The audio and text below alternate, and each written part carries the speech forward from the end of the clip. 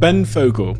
Ben relentlessly pursues adventure, risk, and challenge, but this doesn't come from a place of strength and courage. It comes from the opposite. If you think you're going to fail, you're going to fail. You just have to have this positive attitude. And it was only actually working with Olympians that I've done now when I climbed Everest that I realized you need this confidence verging on arrogance that I will get to the top of this mountain. 3 weeks before he was due to be born naturally, and we lost our third child. And it was an awful experience that affected us profoundly. I became really introverted. I'd go to events and I'd find myself going to the loo and just sitting in the little cubicle for the duration of the whole event. Big mistake. We got death threats and worse. I shouldn't have shared this idea in a social media platform, but I was amazed at the vile, vitriolic abuse.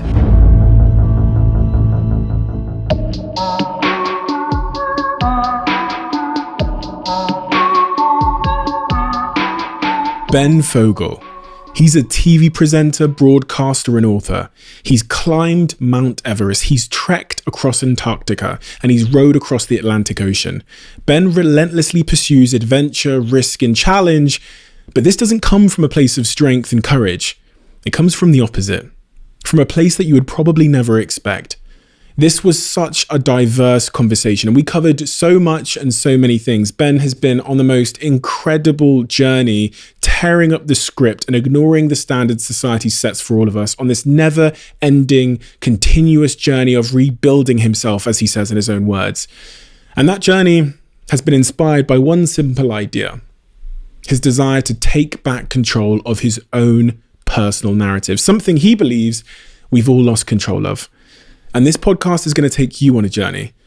From the need to a positive attitude, to resisting your labels, to taking leaps, to rediscovering the importance of simplicity in your life that Ben has learned from living in the wilderness, and to answering the question that we all seek to answer pretty much every day of our lives, which is how to be happier and how to be more fulfilled.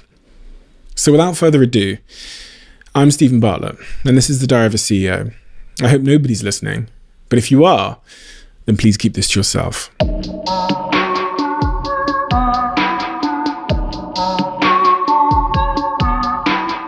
Ben, as I read through your story, your books, your interviews, and I remember watching a YouTube documentary of you sailing across the Atlantic many years ago.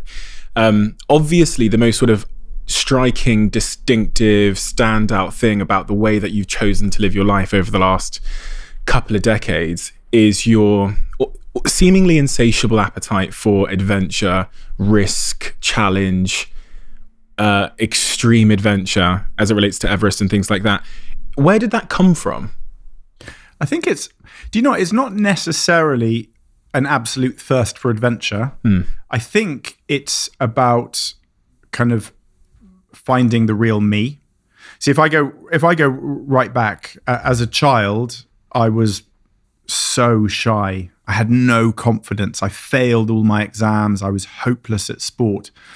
And actually, I think all of the things that I've done since have been about like rebuilding. It sounds it sounds a weird way to describe it, but it's not just. I'm not an adrenaline junkie. There's this assumption that maybe that would be how to describe myself, but it's not that at all. Actually, loads of the things I do are really, really slow. Like rowing across the Atlantic took best part of 2 months. Walking across Antarctica took many, many months. Climbing Everest took many months. So actually, if it was jumping off a mountain, base jumping, or going on a motorbike, or even a mountain bike down a steep slope, I hate all that. It's too fast. I quite like this slow movement, but I'm quite good at long endurance events. And all of those have been about rebuilding my confidence. And what took your confidence, or why didn't you have confidence? I think it's the fact that I was hopeless academically for many different reasons. Undiagnosed dyslexia, a slight mistake, maybe not on my parents' part, but my father's Canadian. He wanted me to be bilingual, so I was sent to a French school, and I just didn't. I couldn't do the French school. The French system, and with all apologies to any French watching or listening to this, it's just quite a hard system, the French one, and it was quite strict. And as a child, I was surrounded by dogs. Dad was a vet. Mum was an actress. It was all quite a liberal. My actual childhood at home was quite liberal, full of actors, lots of drink, lots of animals around. It was, I suppose, crazy but normal for me. But then in this French system, it was very rigid, and it meant that I didn't learn any French, and my English went backwards. So when I went back into the system, I was way behind, and the result was, the combination of that and dyslexia just meant I was hopeless. I could barely write, and I failed all my exams. And I was surrounded by people who were better than me at everything. Everyone seemed to be more handsome if it was the boys. They had more luck with the girls. They were better at playing sports because they could actually kick a football, unlike me that I have two left legs. And they were good at academics. And when it came to the exams, they didn't even, they could be up all night watching stuff and then the next day turn up for the exam. Whereas I was almost making myself vomit. I was so nervous about the exams because I knew I was going to fail. And this is the first thing. I convinced myself I'd fail. And of course I ended up failing, because what I've discovered since is that so much of what we do and what we endure and how we test ourselves is here in the mind. And if you go in with a negative attitude, which I had, then it's self-fulfilling. And the result was hopeless at everything. And it just stripped me of my confidence. I didn't believe in myself.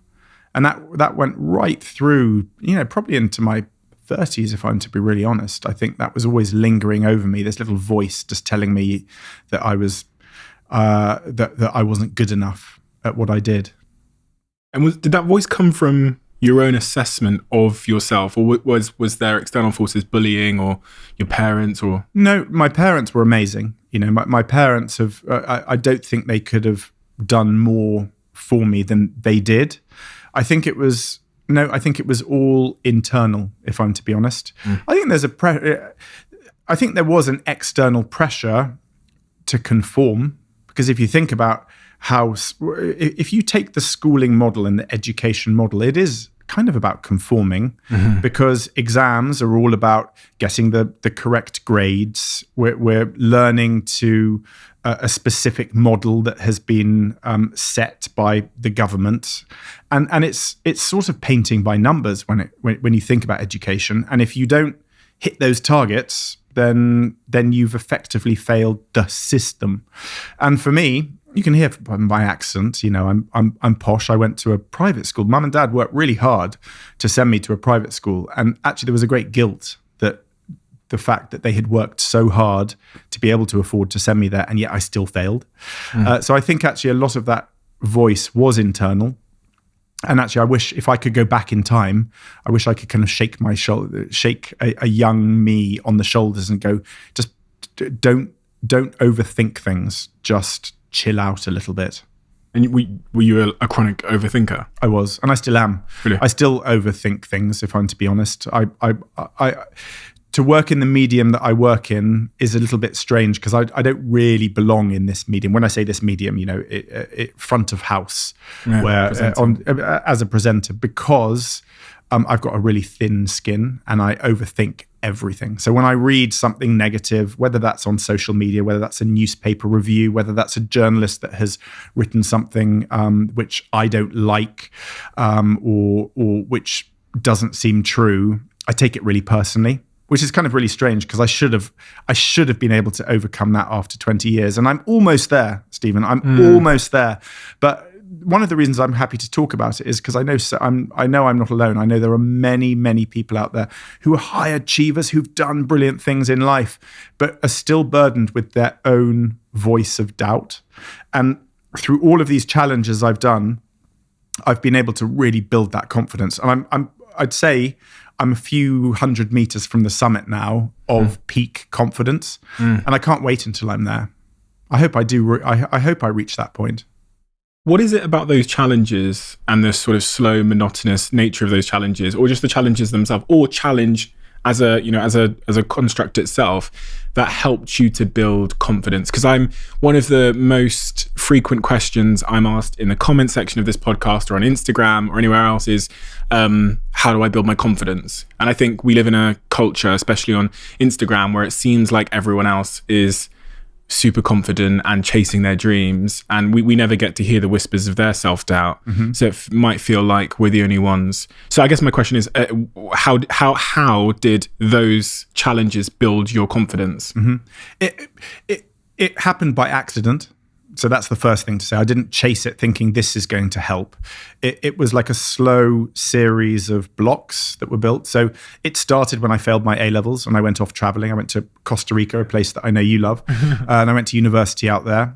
And I think it was spending time in a different country with a different culture, different language, different religion, away from home, away from mum and dad. And first of all, I had to kind of think on my own. I couldn't defer to other people. Up until that point, I'd always kind of, Dad, what do you think? Mum, should I do that? I didn't trust my own judgment. So first of all, that was gone. So I had to stand or fall on my own decisions.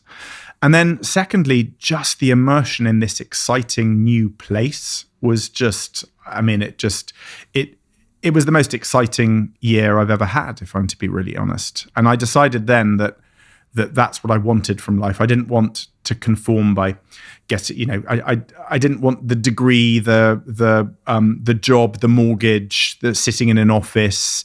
I didn't want to go down that conventional route. Why? Because I didn't feel like a conformist. I didn't want to be a sheep. I wanted to be the shepherd. I didn't want to just conform to the expectations of what society deems as successful. Why? Because I'm just making sure you're not doing it just for the sake of devil's advocate, just to go against. No, not at all. I'm actually not a contrarian. I'm not someone who says left just because the other person has said right. I'm really not a contrarian. If anything, for someone who doesn't like criticism, I should probably stand back, and therefore I should sit on the fence and become the sheep. But you're going to discover as we chat, I'm a ball of contradictions. Yeah. So nothing kind of makes sense. I just know what I have learned over the years. But for me, conformity, maybe I was stripped of that just by the fact that I couldn't conform when it came to exams. So I couldn't conform to what the system wanted me to conform to, and therefore I wasn't going to conform when it came to other things.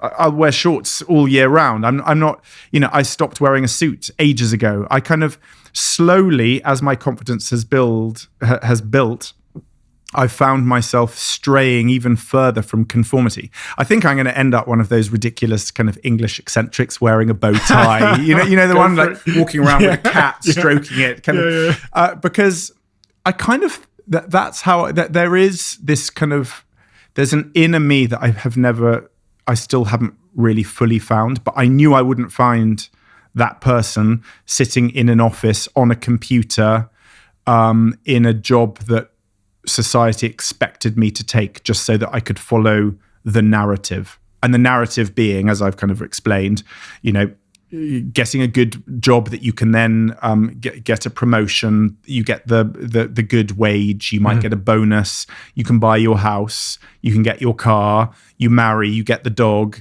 you have the children, and then you end up retiring, and then you do all the things you want to do. And here's the key, because is it the journey or the destination? So for me, it's 100% the journey. Yeah. But so many people don't see that. But but this is where you and I have quite a lot in common. Okay, maybe what we're doing now in life is very, very different.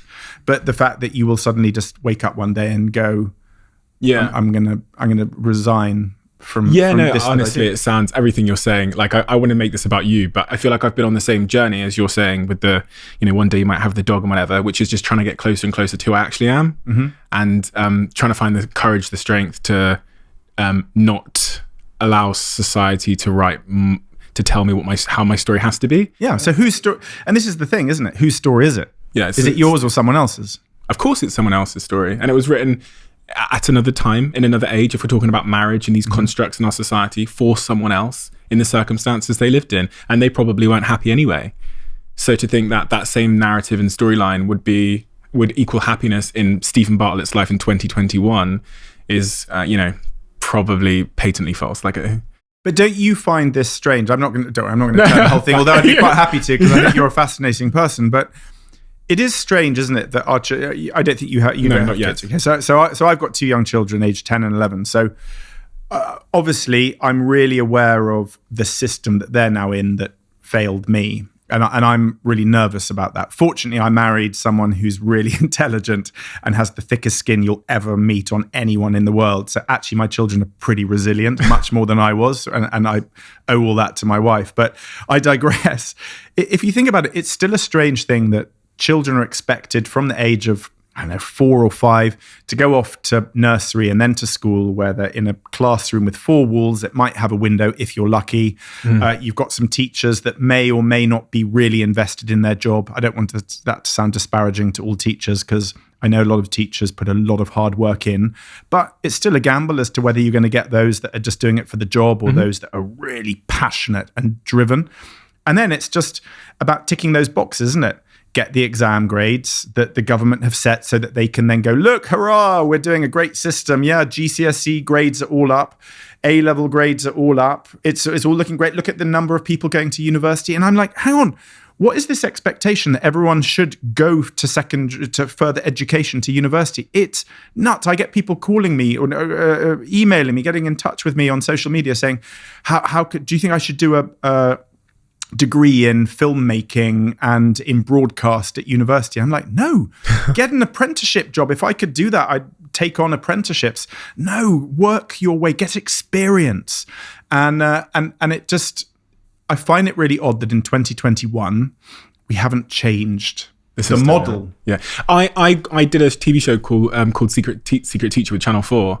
And I had the same bewilderment about the education system and how it was incentivized for grades and league tables and not based on the child's intrinsic passions and who they want to become. Because obviously for me, I was running multiple businesses in the school, all the school chips, had done all the vending machine deals, so our school made money from the vending machines. And yet I was kicked out because I wouldn't go to health and social care and push a plastic baby around the school. I wasn't interested in that. So the school viewed me as lazy, but really, if you think about it, the school was lazy for not taking the time to understand who I was at that age. But in filming that show, I learned something very valuable about how the whole system works. So I went inside the school, got to sit down with the head teacher, and I was like, how does this system work? And he said, the better the grades we get, the more students come to the school, and we get paid per student. So he gets, let's say £4,000 from the government per student that they have. So his whole incentive is grades. Grades. And it's just like a business. They have customers, and the more customers they get, the more money they make. And then as you go up the institutional ladder or whatever, universities are the same. The more they send to university, the better their rankings. If their rankings are good, more parents will choose that school. It's a business. And it's incentivized by money at the heart of it. And if at some point you could take the money out of the system, then you'd be able to fix it. But that poor head teacher, he was the CEO, and he said, I won't be able to buy pencils if we have 100 less students come next year. So we better be on that league table. And then I realized what was wrong with it. These are good meaning people incentivized badly. Yeah. And it's how we change the system, though, because this is where I could turn the tables on you and go, listen, you've done these incredible startups. You've been incredibly successful. And I know there have been a couple of entrepreneurs who have dabbled in the school model. And how do you do it? It's kind of obvious to me. One of the problems is that there's so many children. How do you make it financially viable to give everyone access to a fair education for them, and to have bespoke systems for every single pupil costs a lot of money. But in the same way as I'm talking about apprenticeships, I'm a keen advocate of a national service, not a military one, but I think everyone aged 18 should go off and spend a month with the NHS, with the fire service, with the police service, just volunteering to see what, maybe working in the school system. And if you imagine now that if all parents got invested in the school and volunteered to go in and help with the classes and help paying for different things, I just think our education system could be in a different place. I completely agree. Yeah. I think it's I did say when I left Social Chain that the challenge I'd take on would be the education system. So who knows? Let's see. But I came to learn that it's like anchored in place from all angles by parents who believe that success for them as a parent means their kid going to university. So my mum would disowned me because it made her look bad that I left the system. Then you have employers. But culturally, for lots of people, it is still a really important My mum's thing. African, so she left school at 7 years old. And all of my friends who live in various countries in Africa or in Latin America, or India, it's still to have further education. And by the way, obviously, to have further education for vocational work, like being a doctor or an engineer, we really rely on all of that. But I think we have to change our attitudes. Because can you imagine, Stephen, this is what I find really shocking. I work with people now who are working on production who've left university with 40 grand of debt. And they're scrabbling to pay that back and get a job in the world that they want to work in this post-pandemic or middle of pandemic world that we're in right now. I mean, that cannot be a good way to start your life, kind of in debt. Is that not part of the system? It's awful. And it's so unnecessary. And what you spoke to earlier on about internships, for me, is the answer. Getting experience, right? However that might be. And at my company, we employed 700 people at the time that I left. And I couldn't tell you who had a university education or not. It was such low down on the list of things that actually mattered. Number one is obviously what are they capable of in terms of experience.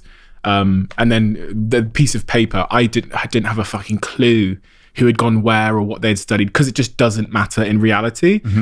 But anyway, I wanted to ask you, get back to one of the points you said earlier. You said you don't think you're not sure if you'll ever find out who you really are.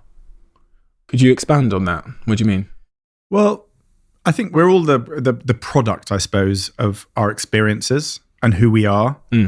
And I think if you look at life as this journey and not just a destination, then we're constantly evolving and changing and growing. And I think however much you try to be yourself, you become a bit chameleon-like, and you end up kind of the lines between who you are and what everything else is does begin to blur a little bit. So the way I look at it, I started off as this deeply unconfident, shy child that then kind of morphed into, how I started when I was on one of the first reality shows, which was called Castaway. I was sent to live on an island for a year. And then I kind of became this posh reality show contestant. And then I started working in daytime TV, and I became a daytime TV presenter. And then I kind of became a broadcaster.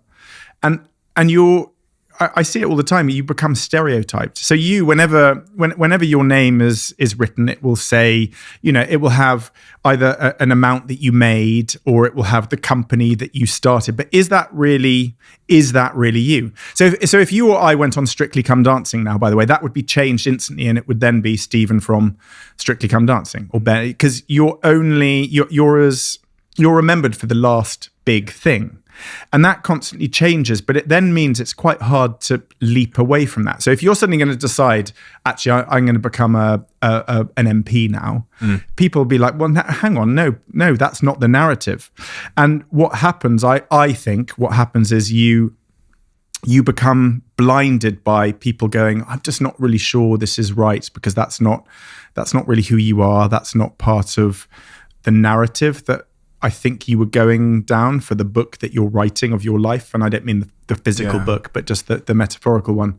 So speaking of books, yes, in my book, I have a chapter called Resisting Your Labels. And it's exactly what you said. So I refer to it as your label. And I say that your label comes with a set of instructions, implicit instructions about how you have to behave going forward. So my labels would be, I don't know, Black social media CEO. And with that comes a set of instructions as to how I'm expected to behave in the future. And that can be imprisoning, right? And the reason I wrote that in the chapter is because leaving Social Chain, I have that same like existential moment where you're like, okay, so who the fuck am I? And society's going, you'll be safest if you just fucking carry on with the social media CEO thing. But at my heart, I'm like, no, no one was born with a passion for something that didn't exist when I was born, social media. I'm a guy with a bunch of interests, music and creating stuff and curiosity. And how do I go back to those fundamentals for my life and not the label? Yeah. Well, I'm slightly obsessed with the label because society loves to label us, and you'll never get away from that. But I say you would never get away from it. It will always be there in the context of social media and the print press and broadcast journalism. But you can, I have tried to challenge the status quo a number of times with different things that I have done in terms of challenges and other things. The problem is that I did so many of those challenges to get away from just the daytime TV presenter or just the reality show person, that then I became the adventurer who does those things. And the expectations, when I climbed Everest 2 years ago, part of the disappointment was people going, "Oh yeah, of course you'll do it. Of course you'll get up. But that's what you do. Yeah, of course you'll get up the mountain." I'm like, it's not quite as simple as that. That's, I'm not a natural mountaineer. This is the boy who was hopeless at sport. It's still a tremendous challenge. But I love just testing failure, because I'm deeply fearful of failure because of having so much of it in my early childhood, just to back up some of the data I've already given you about how hopeless I was as a child. I ended up going to about 5 different schools. I actually went to 3 different universities in the end. Took my driving test 8 times. So failure became a word that I was really fearful of. And as I get older, I find myself actually confronting failure on purpose as much as I can, to try and become less fearful of it. I think you have to confront your demons, believe it or not, and failure. So if we go back to the challenges, for example, because they're one of the things that kind of have really defined me. I somehow managed to row across the Atlantic Ocean. I should have quit there, really. 49 days in a little boat. For those who never saw it, it was a 20-foot rowing boat. A couple of oars, me and an Olympic rower. And it's pretty dangerous out there. It's the middle of the Atlantic Ocean. You've got waves that are 30 feet tall. Our boat got capsized. We nearly drowned. It was the most amazing adventure, but also pretty scary and quite dangerous. And I did that. And reaching the other end of that is still probably the biggest achievement of my life. And, a lot of my wife sometimes says, "Why do you not just quit there? Because quit while you're ahead." Same I could say to you, "Come on, you did this amazing tech startup." And I think a lot of people would think that you've made all this money. You just sit and enjoy it. But that's not, but then you're just taking life like the destination, and you're thinking that, well, there you are. So money is everything. And money, I think money is a really fascinating thing for me, because I am not money motivated. I know people may go, "Well, you can only say that when you've made enough money to not be motivated by money." And they have a point. Money buys security. Money gives you the opportunity to do some of these big challenges. I'm aware. I told you there's lots of contradictions here, and I'm aware of all of those things. But we also live in a world where success is defined by your monetary value. So when if I Google you and I look you up, every single one has a sum of money of various values right next to you. It's next to your bio. Yeah. Listen, by the way, I think it's something you should be really proud of. If you have managed to make that much money, I think that is your Everest. That is testament to dreams that lots of people have.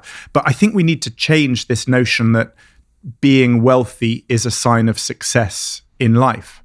If you look at the model that Jacinda Ardern was trying to do in New Zealand, it was to change gross national product, to change what the country's values are by including the happiness index and the kindness index, and what a good nation you are and how healthy you are and your obesity levels. You bring into all of those things, because for me, as a parent, I want my children to have the security of having enough money to put food on their plate and a roof over their heads.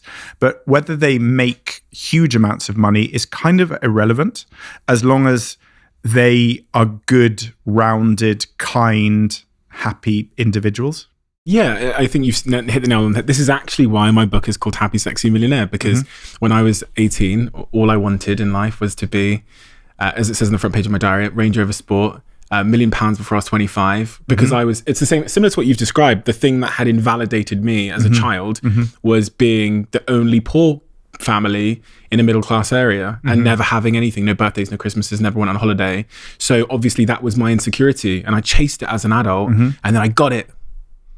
And then it, and by the way, just to reiterate, I think to have a goal like that is so important. Whatever your goal is, I'm just saying. I think to have the pure monetary goal maybe isn't necessarily for everyone now. For children, shouldn't necessarily be the priority. It can be a byproduct of being successful. You know, when I'm sure you get the same thing when I go and give talks in schools and I go, so what does everyone want to be when they're older? You know, I get a large number who just want to be famous.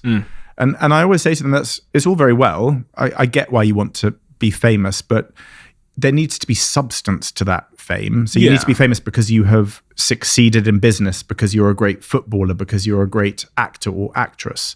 And then as a byproduct of all of that, you can become a great millionaire and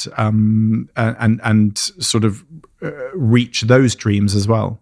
Yeah, so and exactly what you've just said there. I think the distinction for me is like whether the goal was intrinsically or extrinsically motivated. And the kid there that says he wants to be famous is actually saying, I would like people to like me. I want admiration. My goals when I was younger were clearly, I want to fit in. I wrote millionaire, but what I meant was I'm insecure and I want to fit in. And obviously upon reaching that goal, because it wasn't ever intrinsic, it wasn't ever something that I wanted inside of me, it was just to try and satisfy the approval of others, it felt like nothing. One of the things that's integral to performing at the highest level is nutrition. It's something that I guess I took a long time to finally believe, but that is why having Huel as the sponsor for this podcast is such a privilege, because there was a time in my life, especially when I was early in my business career, where I wasn't getting the vitamins, the minerals, and I wasn't having a sort of nutritionally complete diet. If you look at some of my old photos, I was definitely lacking protein as well. And a lot of that, maybe it was an excuse, was because I was busy. And when I discovered Huel, when a guy called Mike walked past me in the office wearing a Huel t-shirt and shaking a little bottle, and upon my curiosity of asking him what was in that and why he was drinking it, it really, really did change my life. It's almost religious, my love for Huel, but for good reason. And if you haven't checked it out, I would implore you to check it out, because it's only going to do good in your life. When you asked me earlier about whether I believe the journey or the destination, I just don't think the destination exists. Every time you get there, it moves off into the distance like a mirage. Yeah, because as soon as you've got that car, you'll want the better car. As soon as you've got the house, you'll want the house in the south of France. So we're constantly changing our goalposts because I think it's human nature. You know, the grass is always greener. I think of all the sayings, I really do think that is the one. We all look at other people, and social media is a fascinating medium now, isn't it? Because effectively, social media, one of the reasons I think it's having such a negative impact, and when I say social media, the kind of Twitter, Instagram, why I think it can have a lot of negative impacts on people is because it makes people feel jealous, because people are projecting. I don't want to use the word fakery, but no, it is an edited world, isn't it? Whatever photo you do, it's a tiny second of your life that you've thought about how you're going to compose that photograph or the image that you want to project how you're living, and I think that is all built on this notion of wanting what other people have. But it's even worse, because then you get ranked on it. Yeah. Likes, comments. Yeah. And then you post a certain photo, and then the likes are down half, and you think, oh my God, I'm fucking ugly. Yeah. You think the world is and can I put my hand up here? And again, for full clarity and honesty, I feel the same. I'm someone who's 47. I should know better now, but I still look at my Instagram accounts, and if there aren't so many likes, or if there's one negative comment amongst hundreds of really positive ones, I just look at either the low figure or the negative comment, because I think it's human nature that we're drawn to this sort of this notion of competition. And is life a competition? I wrote about this at length, and I've realised that value is obviously just relative. So the analogy I gave was that I was really happy with my Nokia 3310, but in a world of iPhones, I'm devastated to own a Nokia 3310. It's the same fucking phone. And they have these really remarkable studies that show how we attribute value to things, including ourselves, where they'll put like 3 steaks on a menu. And if there's a really expensive steak and a really cheap one, everyone picks the middle one. 3 TVs on a shelf. People pick the middle TV because they think that one's too expensive, that one's a piece of shit, and they're just using the context. Are you in my head now? Because this is exactly what I would. This is what I do. Exactly. So, and but it's just we attain value by the context we see something in. If you remove the other 2 TVs, this now becomes the best TV in the world, and it's the same with us. I said, in a world where there's no other humans, I am the prettiest, richest, most successful person on earth. But you put a couple of, and this is the crazy thing about social media, you're comparing yourself to like a fake context, and you can never win, right? Because you get to see your BTS, you're behind the scenes, you look in the mirror, you think, I've got spots and I'm fat, what's that pouch down there? And no one else has got that.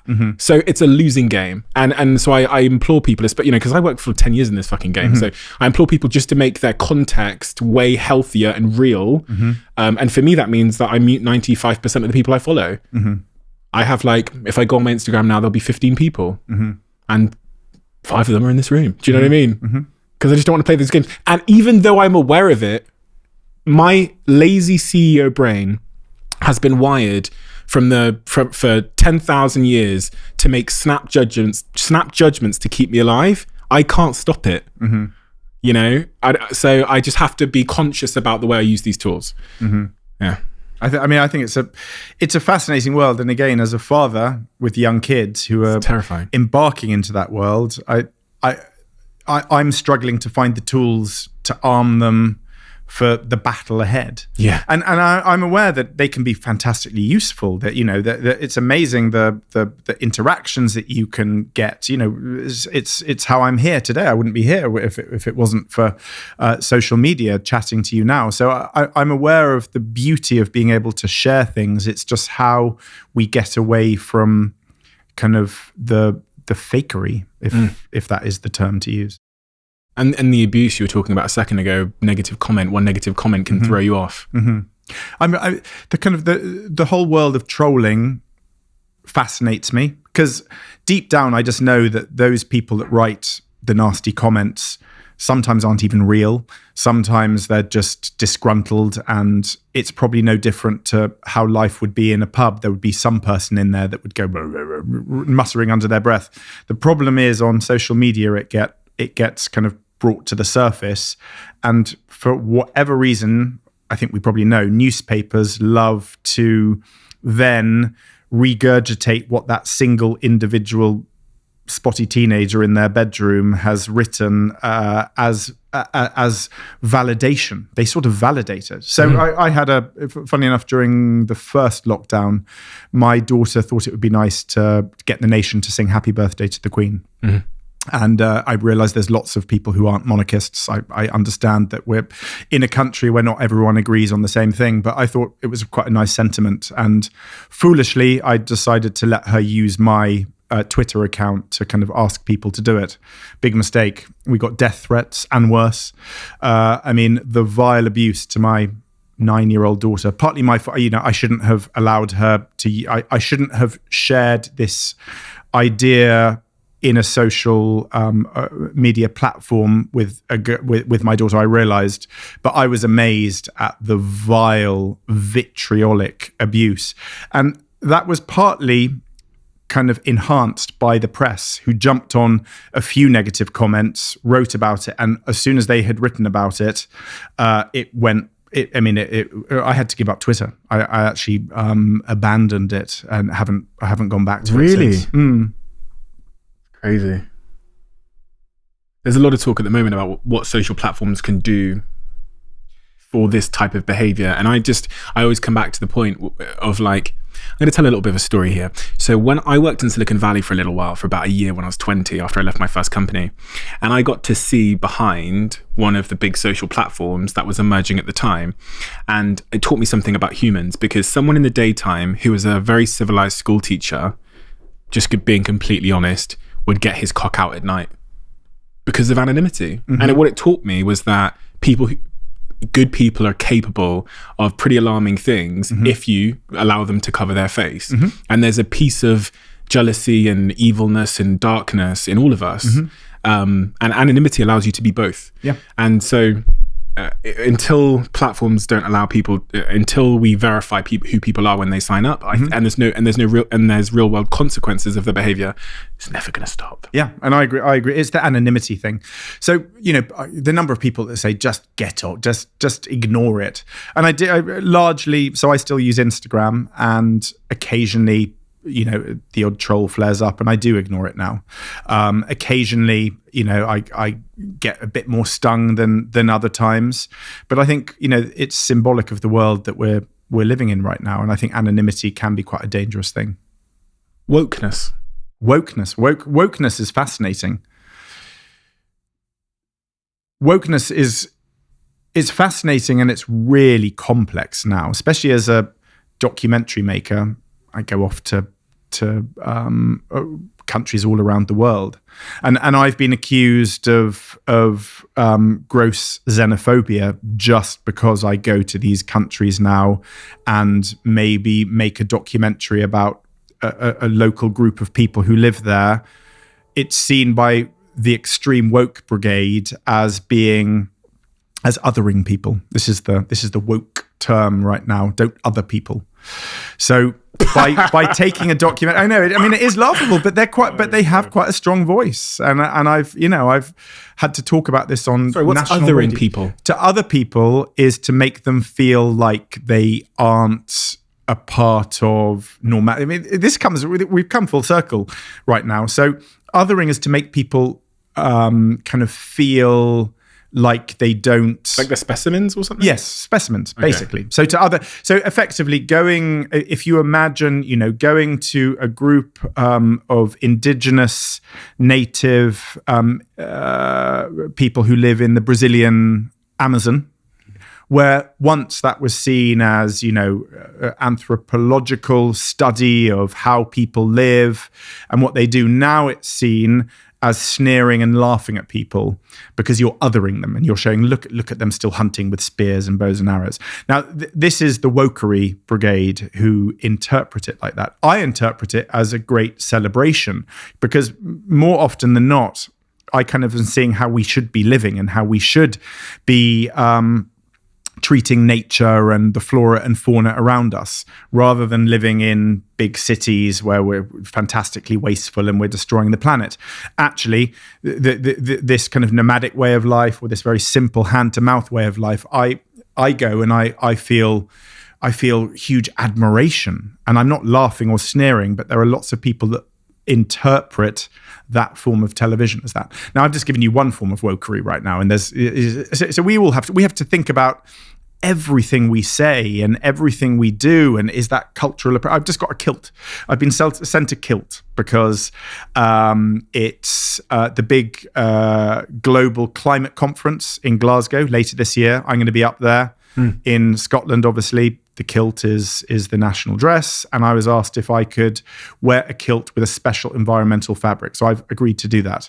But I can already see when it comes to that culturally, that by the way, I'm a quarter Scottish as well, but I'm not even going to try that because it wouldn't get past the woke police because it's cultural appropriation. I was going to say, if you went to the Amazon jungle and you saw that tribe and you showed up with a spear and a skirt. But if you look at what Bruce Parry used to do, where he would immerse himself and he would live there. I don't know if you remember Bruce Parry, but he would go and live there being with a group of with a tribe somewhere, and he would adopt their native dress, whether it was just a little, whether it was a very simple skirt, whatever it was, and he would live as they do. I don't know if you could get away with that now, because it would be seen as a mix of cultural appropriation, othering people, and it should be, we should leave people to live as they do without trying to mimic it. That's how it is interpreted by some people. Where is all of this wokeness going? Because I feel like it's gaining momentum, and I worry about the trajectory. I'm like, it's not. Is it going to come back this way? Because it's been. I feel like society has swung in a woke direction. Maybe because of social media, it's kind of like reinforcing all of us in our echo chambers, going, "Yeah, that's perfect. You're perfect. That was good. You're bad. That's bad. He's bad. Get him." But surely you know this probably more than I do, that you have extreme wokery on one side, but then we have the extreme, we've got kind of fascism and the complete opposite on the other side. And that 4chan and that whole world is equally more obnoxious. The racism, the xenophobia. And then you've got wokery here. And it's just like everything else in life. Everything has gone binary. Like this. So you're either in or you're out, you're up or you're down, it's black or it's white. There's no middle. And for everything I've just said to you about not wanting to be the sheep and wanting to be the shepherd, I'd quite like to just be a sheep amongst quite a few others in a field, kind of having a reasonable conversation. It's very, very hard to have a sensible conversation now, because people have gone to these extreme sides. It's probably easier for the newspapers to write stories and to highlight the wokery than it is to do the fascism, because that's really ugly and it's deeply offensive to so many people. But we see it, we know it's on social media. You see what's happening to footballers, the racist abuse that they get. And we do read about it, but the wokery for some reason is something we hear about even more. And maybe it's used to try and counterbalance the really ugly side of racism and xenophobia and anti-Semitism, all these things that are equally rising up. And I don't know how we get back to this middle, just being a sheep in a field, because I long for a good, solid conversation. I can't sit at a table now with people I don't know really, really well and have a conversation about COVID, because that's politicized. I can't have a conversation about politics, because that went ages ago. I can't have a conversation about Brexit. I can't have a conversation about Indie Ref 2. I can't have a conversation about what's happening in Northern Ireland. I can't really have a conversation about international policy. And by the way, I have more interesting conversations than just as these. I am actually quite fun sometimes, but I really like debate and I like hearing what other people have. So when I travel to other countries, my favorite thing is chatting about their interpretation of what's going on, and I really thrive on that. But we can't anymore, because it's become too emotional. People feel it's really personal to them, or they're too afraid to talk about it in the first place. You talked at the start of this conversation about not wanting to be imprisoned by society's conventions. This is a form of imprisonment, isn't it? Of course, yeah. And it can which is maybe one of the reasons why I still find myself drawn to faraway places. So the show that I do, New Lives in the Wild, where I go to live with people who've dropped off the grid. They've woken up one day and they've decided, I don't want this life anymore. Sometimes they're millionaires. Sometimes they're just everyday folk who have got bored of the 9-to-5 job and they've gone to live in the jungles of Bali, in a little cabin in Alaska. And I really covet their lives. I really admire their lives. I'm really jealous of their lives, because they've simplified it. We've made our lives pretty complicated, haven't we, really, if you think about it. Oh, yeah. And actually, if you strip it back, what do you really need in life? Well, you need shelter, you need food, you need water, some good company. We've really realized that with the pandemic. I think people have realized we're social. We need to have friends and family around. You need a smile on your face. And that's kind of it. And everything else is a bit, well, it's a distraction, or it's an extra bonus, isn't it? To have a fine wine or whatever it is you like in life. But all these people that I've spent time visiting, I've done this series for 10 years now, and I've been to 100 places all around the world. That simplicity is really attractive. And they don't worry themselves about those big topics I was just describing there. It's kind of unimportant to them. What happens with Brexit doesn't really matter for the person that's chosen to live on a tiny little island up in Norway, who lives hand to mouth catching fish each day. And I find it really kind of hypnotic and mesmerizing to spend time with people who have stripped their lives back to the absolute bare essentials. And the assumption is that they're really enduring and they're suffering and they're surviving. But that's not always the case. Sometimes it doesn't mean their lives are easy, but almost all of them are happy. Almost all of them have abandoned the complexities that many of us are stepping around. They don't have to deal with wokery and trolls. All these things are very first world problems, although they're not actually. They're the developing or the lesser developed world, I should say, suffer from all of these things as well. I was on to speak to the point you just made, I was on a motorbike, like a little crappy motorbike in Bali, 2 weeks ago. And I'm just bombing down the street in the fields, sunshine, going through the little villages. And I had this like real overwhelming sense that I'd lived my life wrong. And I got off the bike and said to my friend, and it's so crazy, and I don't think me and him will ever forget this moment. Before I could say the words to him, he went, "God, isn't that what life's about?"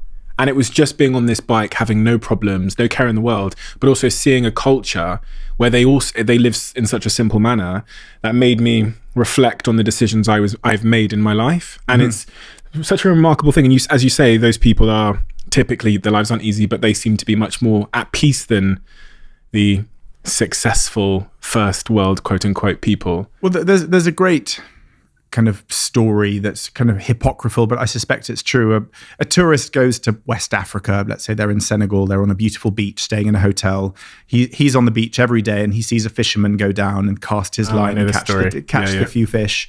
And after the week, he goes to him and says, "Listen, I think, why don't you invest in a second rod so that you can catch twice as many fish, and then you can sell twice as many fish, and then eventually get a net, and then you can get a boat, and then you can start selling dozens, hundreds of fish, thousands of fish, and earn even more money so that one day you can retire and do what you want to do." And the man who's fishing says, "What?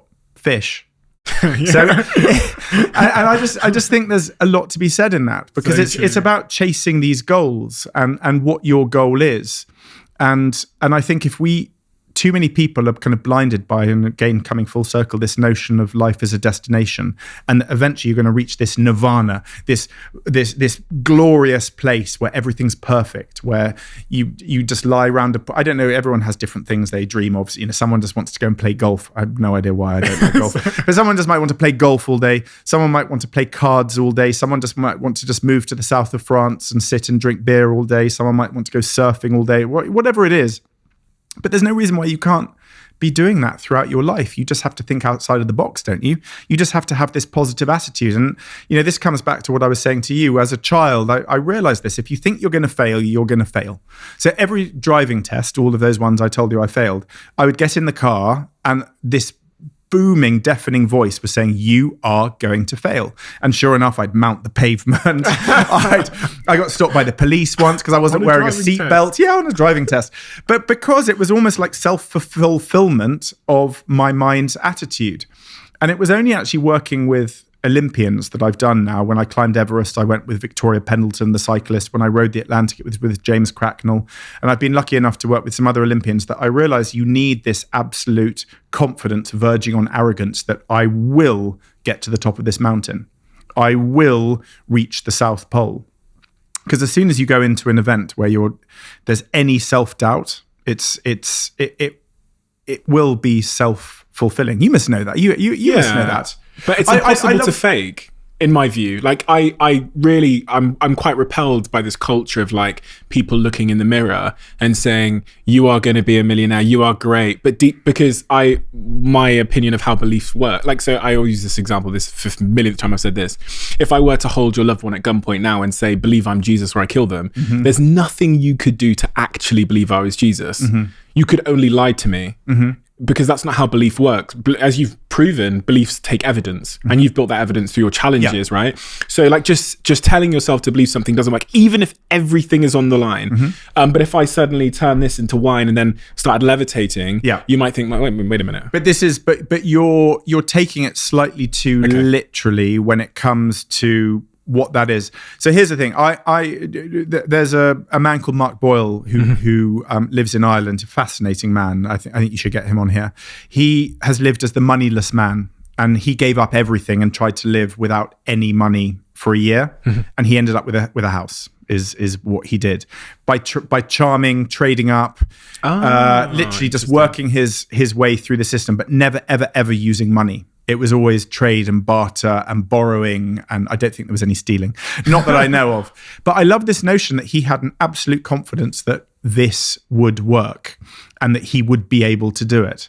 Now, with something like Everest, you're right. You couldn't just take someone off the street and say, believe you're going to climb this mountain and you're going to get to the summit, because you need to do with the climatization. You have to get yourself physically ready. You have to understand about high altitude, and you have to understand the basics of climbing at least. So you're right. But even with all that, if you go into that arena as such, into the mountains with any doubt, it's going to be a self-fulfilling prophecy that you won't succeed.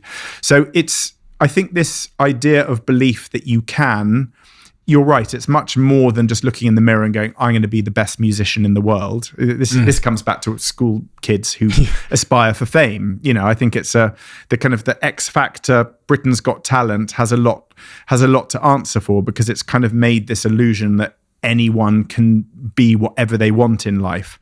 Now, part of my whole, I suppose, part of the story that I tell is that you can follow your dreams, but I always say that with the caveat that it has to be reasonable. If your dream is to be a top footballer, you're going to have to be pretty good. Well, and here I am. Well, there you go. But you have to be. But if someone comes up to me and a youngster says, I really want to just be a top footballer, I want to play with a Premiership club, I don't see why they can't. But there has to be a base level of pretty brilliant football from a start. Do you see what I mean? Of course. So I think you have to be realistic with those aspirations. If someone wants to be a top neuroscientist or a top doctor, I don't see why they can't, but they have to have.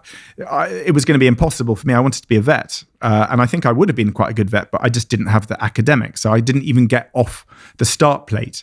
I think it's a really important thing to reiterate to people that I do believe in that mindset. Believe you can. Ant Middleton, who's been on here, he's another keen advocate of that. Just believe in yourself. This positive mindset, but the positive mindset has to also marry up with ability and skill. So I completely agree with the because I genuinely I think there's a but coming here. So it's actually not a but to your point. It's a question about how do you achieve this point, because I completely agree. When I've been asked what my talent was, I was like, can't spell, can't do maths still, probably dyslexic, just never gone to check. But I just always believed, that's what I've always said for my whole life. I always believed I was going to so think about what I wrote in my diary as a kid that didn't have a driving test. His parents weren't speaking to him, was shoplifting pizzas, going to be a millionaire within 4 years, going to have a Range Rover Sports, can be my first car. Hadn't done it. I genuinely believed it. And for me, that was the gift that life gave me, was this like low-key delusional belief. And that took me out of, and so when I was living in Moss Side, stealing pizzas and stuff, I started recording it in my diary and doing little videos. And it's crazy. In the first page of my diary, I lied to my diary. I said, I'm recording this journey because a production company has asked me to. Because you lied to yourself. I lied in my own, because I couldn't, I almost didn't know how to say to my diary that this was going to be part of a story I was going to tell one day. And it's like, I'll show my diary in the first page of it. It's like, because, and also because I think I'm going to have to tell this story one day. That is a guy that saw himself on an island and knew he was getting off the island and wanted to, wasn't dwelling on it. So I completely agree. I think the only reason I'm here is not because of smarts. My parents were completely broke. Obviously I had privileges of being born in this country, well, born in Africa actually. But it was just that I always believed I'd be here. However, when I try and impose that onto people and tell them the importance of self-belief, and I see these people who have got their confidence just absolutely in the bin because of experiences they've had, or their dad when they were 4 years old told them that they're a piece of shit, and my fluffy words at when they're 35 aren't stronger than those words that their dad said to them, I struggle to try and tell them how to get to that place of genuine self-belief, because as I said, you can't fake it. If Steve had a shred of doubt in Moss Side, I'd still be there. So like, what do I say to that person? Well, it's the building blocks of life, isn't it? It comes back to that. So if the series of challenges and things that I've done in my life have slowly built themselves up. So I started on that year on living on an island in the Outer Hebrides. Now, if you strip that back, it was pretty simple. It couldn't really fail. It was hard work. It was hard being away from people, no contact with the outside world, no phones, mobiles, family. I didn't see anyone for a whole year, just this small group of people. Well, once I did that, it was kind of, that was like the foundations. I was like, oh my gosh, well, I've done this. And then I put the next block in, which was running the Marathon des Sables, 6 marathons in 6 days. I'd never even run 100 meters, Stephen. And suddenly here I was agreeing to run across the Sahara Desert. And I managed to get through that. I came last, but I managed to do it. And these building blocks have just gone up. So when you say to people, when you're trying to encourage, as I do as well, people to this self-belief, it has to be a realistic self-belief of the slow building blocks of life. If we come back to kind of reality shows, because I'm slightly obsessed with reality shows and this kind of what's happened over the last 20 years, what it's done is it's given people this belief that anyone can become world famous overnight. And I've already alluded to Britain's Got Talent, X Factor, but Big Brother, Love Island, all of those shows, because it takes everyday folk and it catapults them onto the front pages of newspapers, 5 million followers overnight on social media and earning quite a lot of money. But how long does that last for? Now, for many people, it's the famous Andy Warhol, only 15 minutes. It doesn't last very long because what happens is there's no substance to it. There's no roots. And what happens is the next show comes along and they're cast aside. But what also a lot of people do is that the leap from one brick to the next is too high. And if you go too big, it's doomed to failure. I remember, funny enough, I think one of the reasons why me, a reality show contestant, is still working in TV after 21 years, because my 15 minutes was up a long time ago. I think the reason is more because of the things that I turned down than the things that I agreed to do. So I turned down some pretty big shows, big prime time Saturday night shows that a lot of people who work in TV would be like, I would do anything for that. But the leap was too big. And I didn't believe that. I think even though I like to confront risks, I like to be realistic with those. So K2 is a far more dangerous mountain than Everest. I could have gone straight to K2, but instead I want to do a sensible building block up to that ultimate challenge. And I think right back to television, I think if you take too big a leap, then the reality of continued success is eroded away. When you think about some of those opportunities that you were given that you turned down, what was it about them that made you think it was too big of a leap? Because I'm trying to answer the question for my viewer, which is, how do I know if it's too big of a leap? I think you just have to be sensible about what you're capable of. I think, so it's this really fine line. I told you I'm full of contradictions. Yeah. So I'm telling you, I'm sitting here kind of saying to people, follow your dreams. Don't be told that you can't do it. No dream is too big. Believe in yourself and you're halfway there. I really do believe in all of that, but you also have to be sensible. So I think, so here's the thing. I reckon that I'm the son of an actress. And I believe that I could be an actor. I always wanted to be an actor. I got rejected by all the drama schools, by the way, because I couldn't remember my lines. But that's a whole other thing. But I still think I could be an actor. And I have quite a confidence that I could. But if I was suddenly offered a Steven Spielberg film, I wouldn't take that now, because my ultimate goal is to try the acting thing at some stage in my life when it's appropriate. But I don't want to do it in such a big, extreme explosion of public ridicule if it goes wrong. Now, together with that, I add this sort of confidence that, yes, I will be able to do it. But I'd prefer to start in a little pub theatre with 20 people just on a smaller stage and build up, because there has to be, and I think we all have to agree with this, as well as this confidence and this self-belief, you have to have the skills. Yeah, if you don't have the skills, there's just no point, and we're just being delusional. And it's no different to that Instagram fakery of showing people this idyllic life when actually that's just a tiny little 1 second of actually what was a really miserable weekend, because it was the only time the sun came out and you threw on a bikini. I didn't throw on a bikini, but you get my point. Yeah. To show that instant moment of perfection. So I think there has to be an actual skill, and you have to earn it. I think this instant gratification just doesn't exist. There is a few examples, and you're one of those, where you were able to write down, I'm going to be a millionaire, I'm going to have that Range Rover Sport, and you did it. And you are what gives so many people hope. But I failed. I failed in my first company. But the second one, it doesn't. But it doesn't matter. But that doesn't matter. Surely failure. If you haven't failed, you haven't been trying hard enough. Yeah. Don't you think? I think the people who, because I realized that quite early on. If you haven't failed at various points through your life, then you're being too measured with the challenge that you take, which is a failure. And which is a failure in itself. Yeah. Yeah. I so many of the things you said there, I was just, I was captivated by. I was wondering whether so you said you were a contradiction at the start of this conversation, but then you've also alluded to the fact that you like to not be on either pole, and you like to be like the sheep in the field, which actually probably makes sense, because you can appreciate the need for ambition, but then you also appreciate the need to have self-awareness, right? So it kind of puts you in the middle of the field somewhere. Well, if you think about it, it's a really weird thing, because I'm actually, again, true to the contradictions, the son of an actress, I've kind of got the jazz hands, and I quite like talking, and I like being on stage as such, but I'm also still quite shy. So I kind of like being in the wings. I want to be on the stage, then I want to be in the wings, then I want to be on the stage.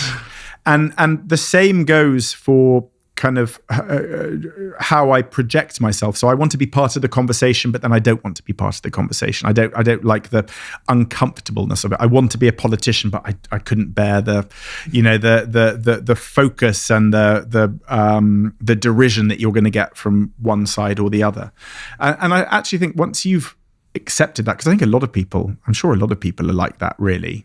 Once you've accepted that's who you are, you just work out how to walk those stepping stones and kind of move around it. And I kind of do this, I dance my way through it and dip in and dip out. And I have moments where I wish I hadn't I wasn't on the middle of that stage, but I am. So I own it. And it's back to this whole thing. I do believe you kind of have to own your narrative. It's very easy to let someone else steal it from you. I think I actually read that on the last page of the first chapter of your book. It said, the ocean had taught me to take control of my own narrative and believe in myself.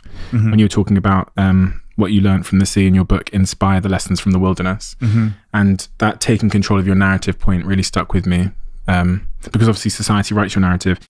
I had a major announcement this week, as you've probably all seen on social media or in the newspapers, relating to a TV show that I'm doing. And it was just it's a great example of the power of the platform Fiverr.com, because I wanted to make this announcement using visual effects, and visual effects are typically staggeringly expensive. The quotes that I got back from agencies were like 40, 50 grand to make a very short 60-second video in visual effects. It was staggering, right? I wanted to show me turning into a dragon. And I used Fiverr.com, who are the sponsor of this podcast, and we made this really cool short 45-second video which shows me transforming into a dragon. Check out the video. Go check out Fiverr.com if you've never used it. Just the most cost-effective way to get creative services done. I've used it for the last 3.5 years of my life. One of the things that I picked up a lot of from listening to your interviews and your books was about your relationship with your lovely wife. And you're both very vocal about the, dare I say, not radical, but the sort of like innovative way that you've built your relationship in various areas. One of the really interesting things to me was this idea that you have preventative marriage counseling. Yeah. Tell me about that, and why do I need it?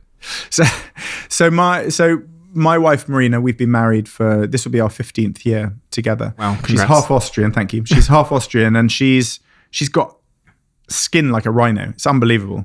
As in, can I just say that in terms of not ever being offended, she's got glowing skin. Her skin is really beautiful. She moisturizes the whole time. She doesn't have this big wrinkly grey skin. Oh my God, I'm blushing. I'm going to get in so much trouble for that.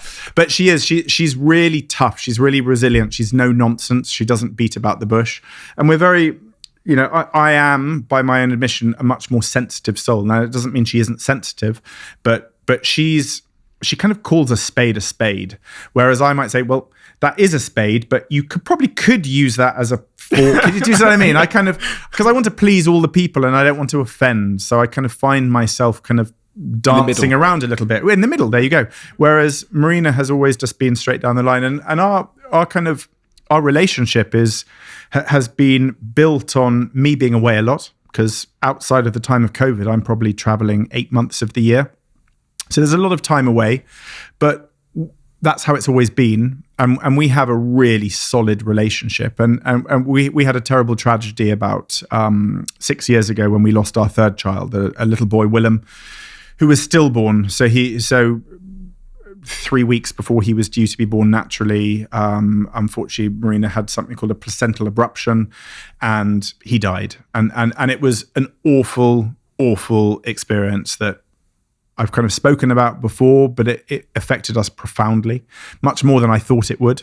The feeling, this emotion of losing someone you'd never had a chance to meet is something I'd never experienced before. And I couldn't quite understand my own emotions. And added to that, when this all happened, I was on the other side of the world. I thought Marina was going to die. So it was a big, very impactful part of our relationship. And we sought counseling afterwards to help us through the complexities of all of those emotions. And it was through that we kind of realized that actually our own relationship, we talked about things that we hadn't talked about before. Outside of the awfulness of that situation, we talked about our very different characters and how we kind of tread around one another. And I think a lot of relationships have that. They don't. You might joke about your very different personalities, but there are certain areas that oh no, I can't ever say that. I couldn't do that. Well, why couldn't you? You should be really, really honest. The best relationships are ones where you can say anything to one another without fear of offense. Now, I've already said that I've got a thin skin, so I'm easily offended, and Marina has offended me many times over the years, and I've offended her. And I think this marriage counseling prevention was born out of that. And about a year afterwards, Marina, we were struggling a little bit. It was such a profound thing that it affected us because we had different ways of dealing with the grief of losing that little boy. Marina was very tearful, and then she'd be totally fine. She'd have big tears and was fine. And mine, I became really introverted. And I became really antisocial. Didn't want to be anywhere. I remember trying to go to big events. I had to go to some big red carpet events, and literally just arriving and just saying to the driver, just drive on. I couldn't go. Or I'd go to events and I'd find myself going to the loo and just sitting in the little cubicle for the duration of the whole event. Parties, I would find myself just literally arriving, saying hello, hello, hello, hello, and then just literally diving out the door. Because I think it's because I couldn't control the narrative, this narrative that I wanted to be in control of. I didn't know who was going to come up. Were they going to talk about my loss? Were they going to? There were things I couldn't prepare myself for, and those two very different approaches and two very different kind of emotions that Marina, my wife, and I had meant that it did create tensions. So we saw someone, and she was the one that suggested that once a year we just go and speak to her as a preventative. And do you know what? It kind of just makes a lot of sense. Marina, I've told you already, she's very straight-laced and she's very straight. And she was like, well, why wouldn't we? Why wouldn't we just go and with someone there say, tell you what I do find really frustrating, it's when you always do this or you always say that. If you do it in a home environment, the natural reaction, usually it's going to be over dinner, probably had a drink, you're going to be even more emotional and go, I don't. You'll become defensive. I defy any relationship to say that doesn't happen. But to do it with a third party who is trained to kind of be non-judgmental is a very good way of speaking to you via that person without fear of getting really emotional. Because Marina and I are also we do get really emotional. We probably argue once a year, but when we do, it's massive. People may be surprised because we do. We're highly emotional, and it's really tearful. It's not. There's no black eyes or anything, but it's a really. But we don't argue very well.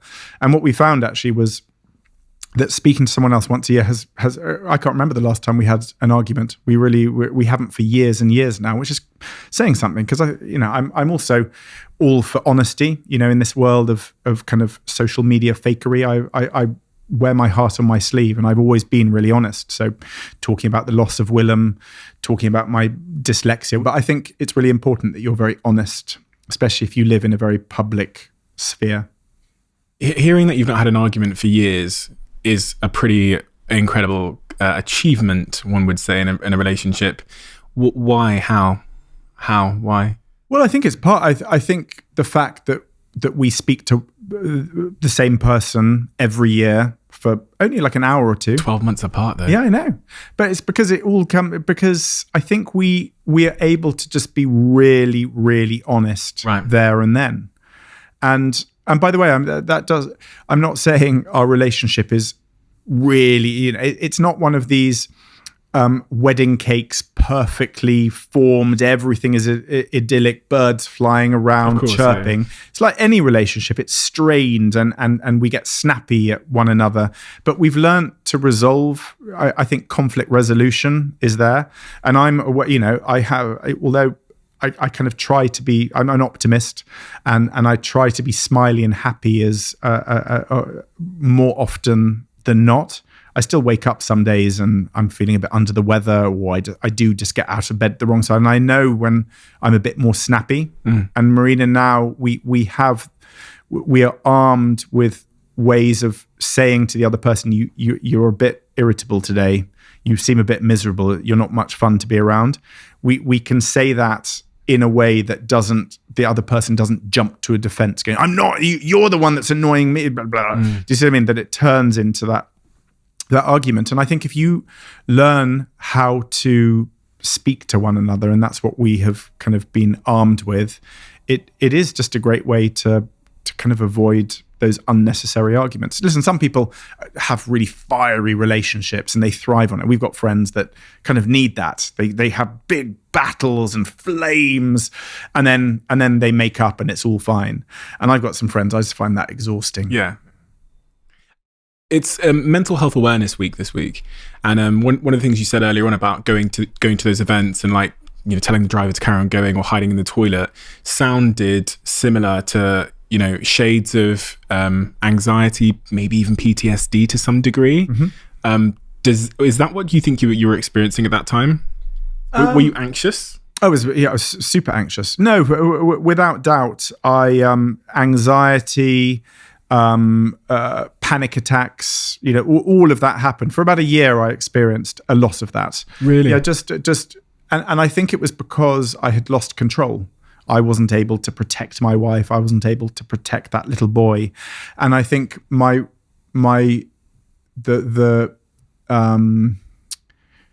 reaction to that was to try and take back control of my life. And the only way I could take back control of my life was to control my environment.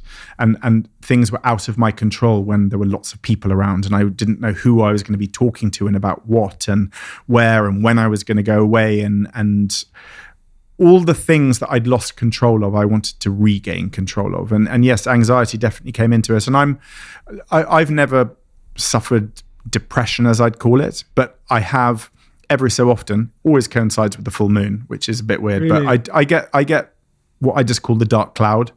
And even if everything in my life is perfect, I just have this kind of, for a couple of days, and it does kind of happen almost every month, just a couple of kind of gloomy days when it's difficult to feel happy and optimistic. I don't think I would define it as depression, because I think that would be demeaning to people who really, really suffer from what is known as depression. I have lots of friends who are suffering and have suffered from clinical depression, but I think it's human nature. I am an optimist. I am happy most of the time, but I also feel that little cloud of just darkness, and it comes and goes, and I don't know when it's there, or why it's there. I know when it's there. Sorry, I don't know why it's there, and then it sort of disappears. And for me, sport has been my way. So to be active has been my way. For about 20 years of getting rid of that. Has that always been there? Has that always showed up? No, I think it probably showed up about, I'd say about probably just when I started in this business and the pressures, I think, so 20 years or so, I think it started being there. And it was, I came quite late to kind of doing exercise, and it's not big bulging bicep. That's not my kind of form of exercise. But I went for a run just before coming here. Oh, yeah. So most days I will do something, and it just sets me up for the day, and it keeps that cloud away. Sometimes it's quite, even that doesn't work. But I've just got different ways of trying to kind of keep the cloud away. Super interesting. Really interesting. Really interesting. So many questions to ask within that. I have gone through my life, I think, probably in the same sort of optimism and, generally really happy. But, I do worry that as the pressures of my life get more intense, that I feel like when I was growing up, I thought mental health was not a real thing, and it was like crazy people. And I was like, well, I'm happy, I'll never be. And then I remember one day I had anxiety for the first time, and I just couldn't understand it. But what it did for me was told me that I'm susceptible to everything else, depression and all of these things. But yeah, I mean, it's good to hear that exercise has been a bit of an antidote. But the other thing, we're coming back to labels. So a bit like I don't need to know I've got dyslexia. I think, you might be able to go to a doctor and he might say, yes, I actually did suffer a bit of PTSD. But actually, I think if you're strong in yourself and you're strong in your self-belief and you've got a good kind of family dynamic around you, you've got a strong set of friends, I think you should be able to navigate quite well if you learn the tricks of dealing with it. And like I say, for me, it has been a lot of reading. I read a lot about happiness. There's a great book about happiness, and I've got a complete mind blank of the author. But he hypothesized about happiness. Is it something that is it something to strive for? It's a bit like the destination or the journey. Is happiness something we're striving for? Do we find happiness, or is it other things that are disguising the happiness and hampering it? So if you think, his theory is that if you look at a child, children are by and large, okay, they're going to be crying if they've got a dirty nappy or they're hungry or whatever, but by and large their default emotion is it's laughing. Think of children in a playground. Yes, they have their tears come very easily, but the default is happiness. And when does that start eroding away? Kind of puberty and the anxiety, those anxious times of when you're just, when sexuality is coming into your life, all those things probably do start to affect that happiness. But then moving on in life, and this man had done fantastically well, made millions. And exactly like you were saying about the cars, as soon as he made his first million, went out and bought his Ferrari, sat in the Ferrari, and then was like, well, yeah, I've got it, I've done it, and now what?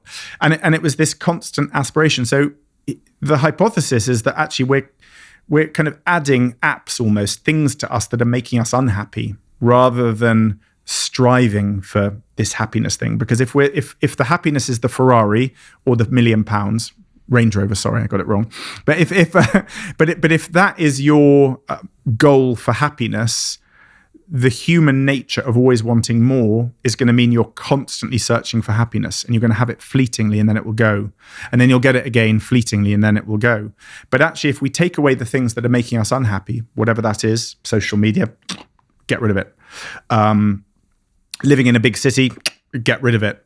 You've just got back from Bali. Yeah, I saw a picture of you under a waterfall. Oh, I mean, did you? how? Famous But tell me, how happy were you in a nice warm place, out in the jungle, in a waterfall, listening to nature all around you? I'm gonna do something now. 1 second.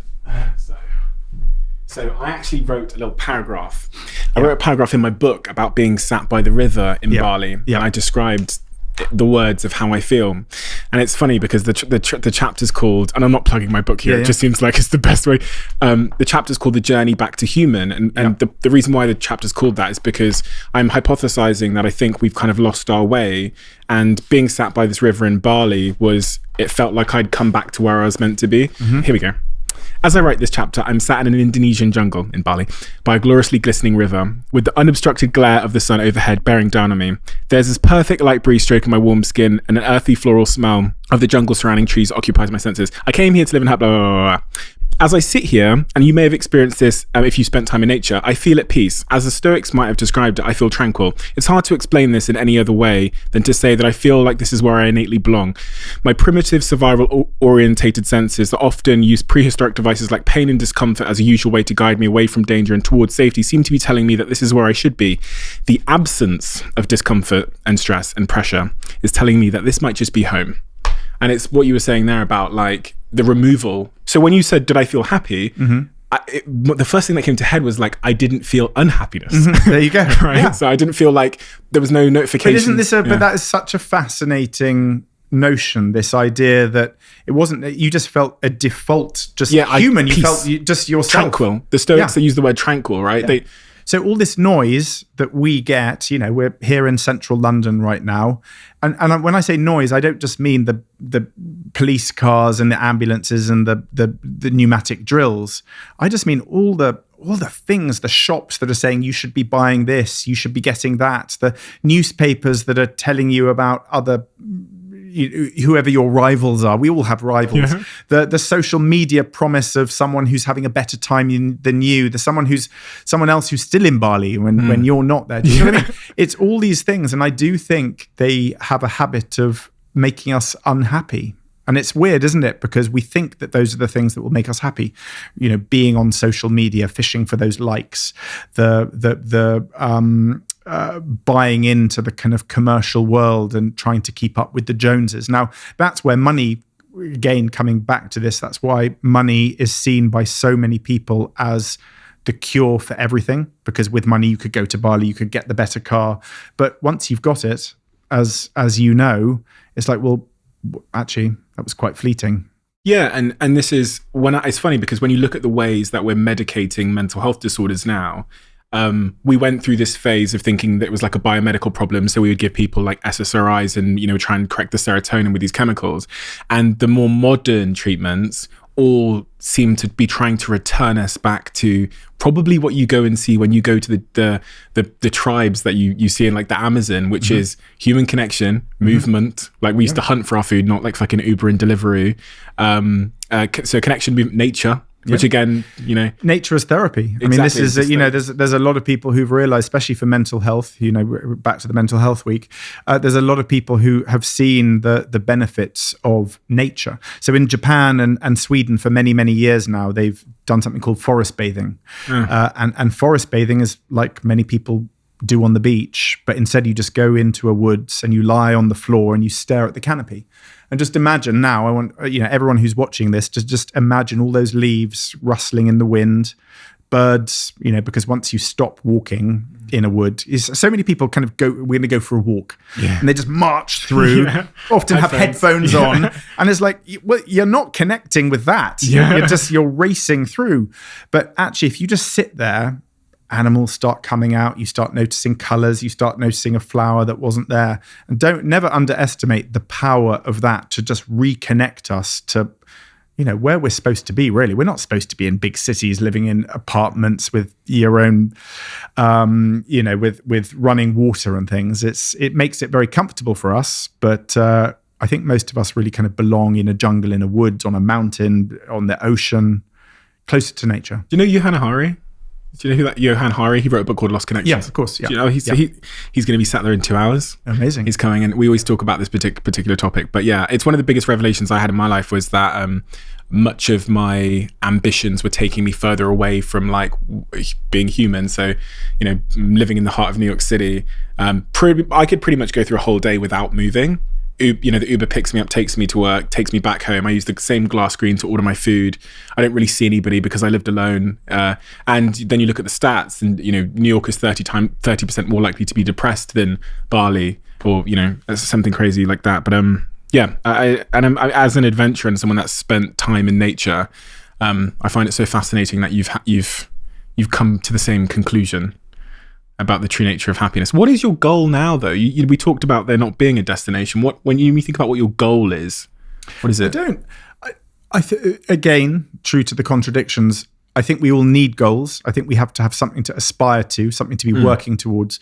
But I don't have, contrary to popular belief, I don't have a little black book that says, right, okay, we've done that. Now I'm going to cycle around the world, and now I'm going to climb this mountain. It's not like I just have a list of things, but I try to live my life as a yes man. So I like to seize opportunities. I think the human nature default of no, to think about things really carefully, is something I've tried to wean myself away from. And I try to kind of say yes to things on a whim a little bit more.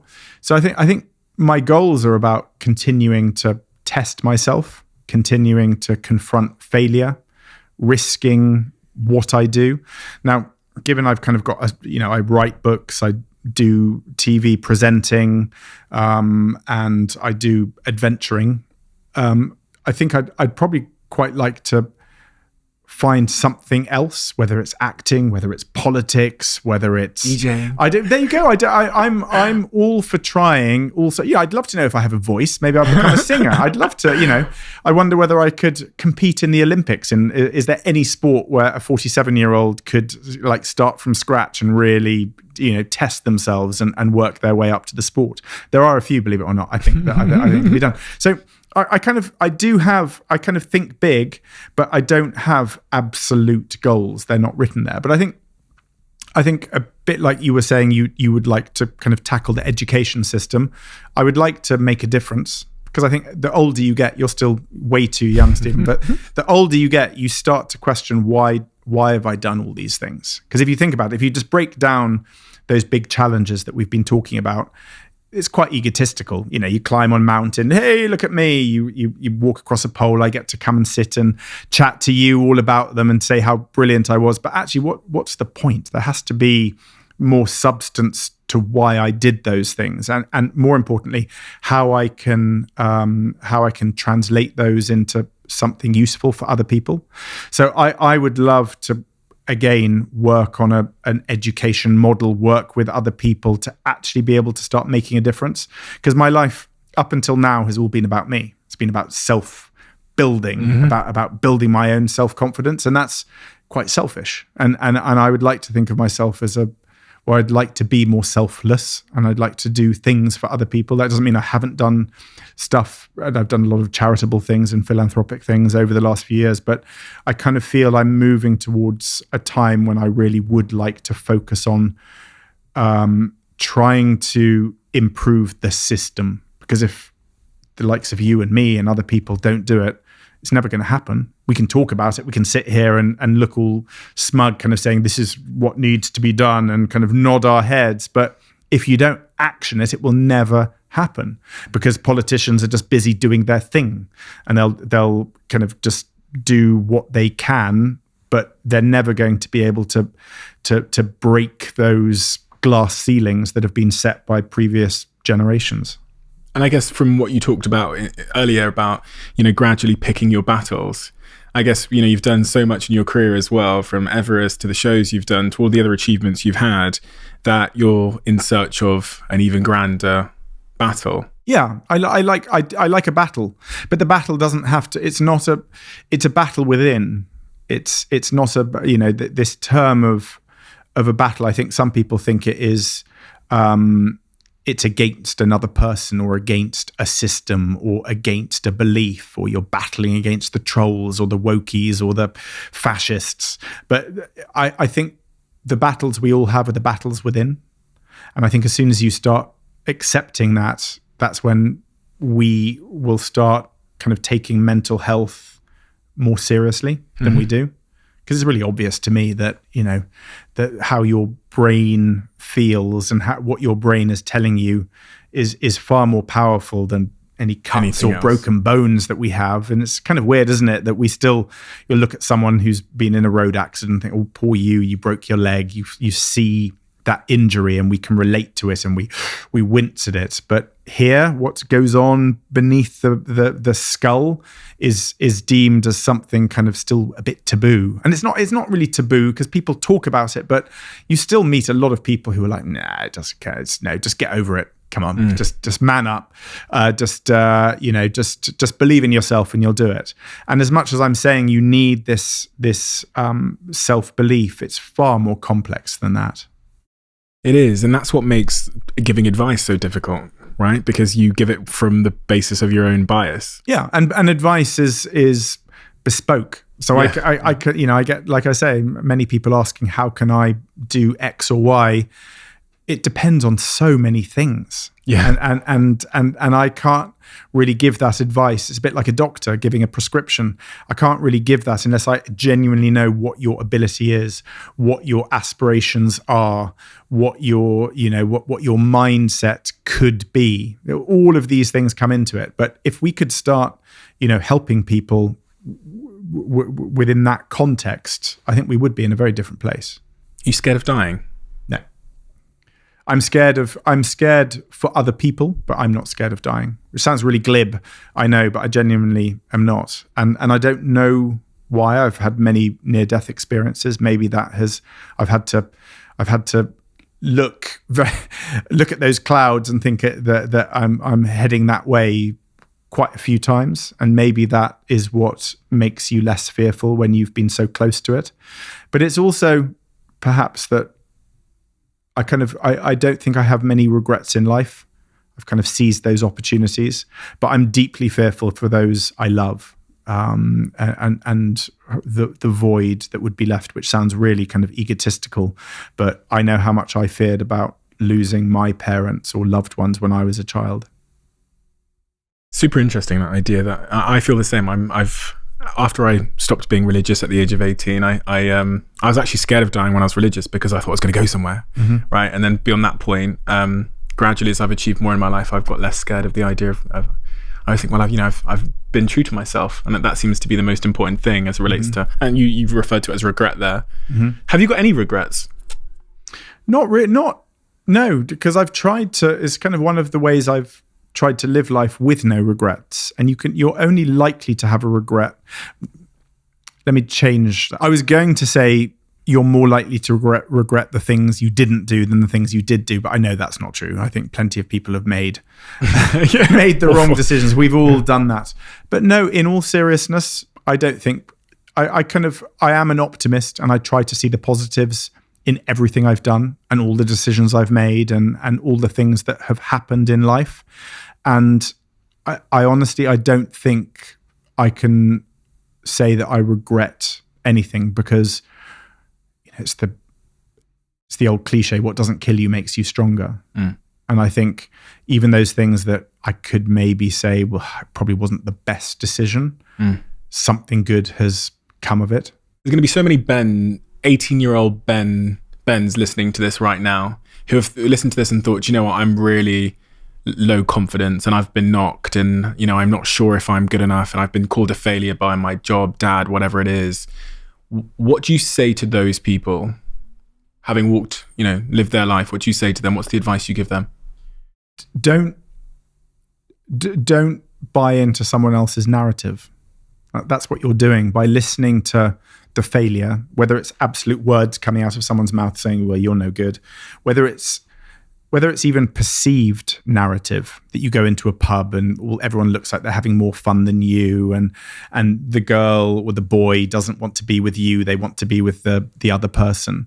I think you just have to own your narrative. You are you in this world of, what are we, 6.7 billion? I probably got that wrong, but in this world of many, many billions of people, there is no other Stephen.